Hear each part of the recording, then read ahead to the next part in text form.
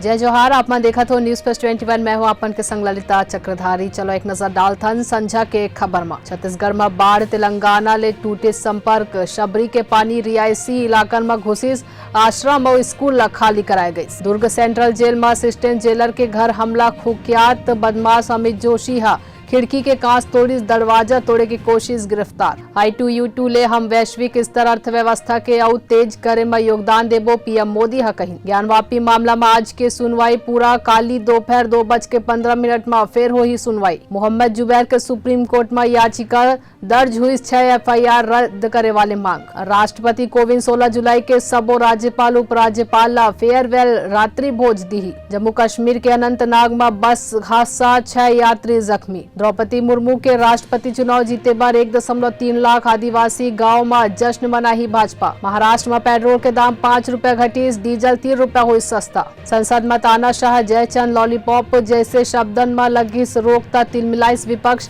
कांग्रेस ला लेके TMC तक हा सरकार ला घेरिस। ऐसी जानकारी ले लगातार अपडेट रहबर देखत रहो न्यूज प्लस 21, आप मन के हक के बात।